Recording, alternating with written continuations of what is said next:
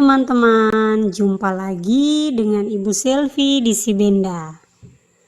Kali ini mari temani saya menyapu kelas sambil dengarkan saya cerita tentang perjalanan karir, kenapa sampai saya bertugas di daerah terpencil ini. Di tahun 2019 saya mendaftar dalam formasi penerimaan CPNS Kabupaten Merauke.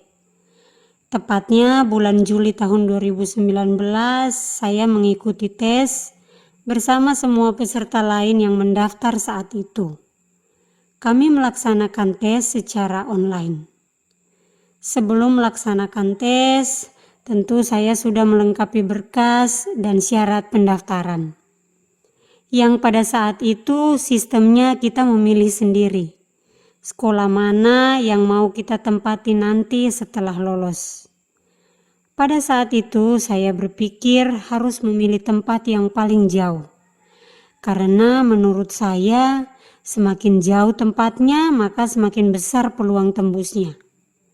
Itu pemikiran saya ya pada saat itu. Padahal sesungguhnya bukan seperti itu.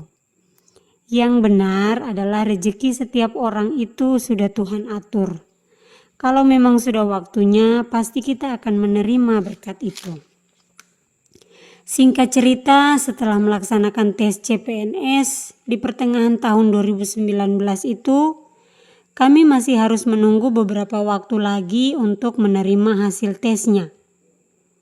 Berselang 1 tahun kemudian, di tahun 2020 kami menerima pengumuman dari kantor BKPSDM Kabupaten Merauke tentang hasil CPNS itu. Dan puji Tuhan saya dinyatakan tembus atau lolos ujian itu dan diperintahkan untuk melakukan pemberkasan. Begitu tahu kalau saya lolos, saya mulai berpikir tentang SD Impres Sibenda ini. Sejauh apa tempatnya, bagaimana medan jalannya, bagaimana masyarakatnya di sana, saya bisa atau tidak, saya mampu atau tidak. Pokoknya di balik sukacita kelulusan saya pada saat itu, ada banyak pemikiran menyertai juga. Berselang 1 tahun kemudian, di tahun 2021, saya menerima SK CPNS dan berangkat menuju Kampung Wantarma. Saat itu gedung sekolah di Kampung Sibenda belum ada. Jadi kami masih melaksanakan proses belajar mengajar di Kampung Wantarma. Di tahun 2020 baru gedung sekolah ini rampung dan kami berpindah ke Kampung Sibenda.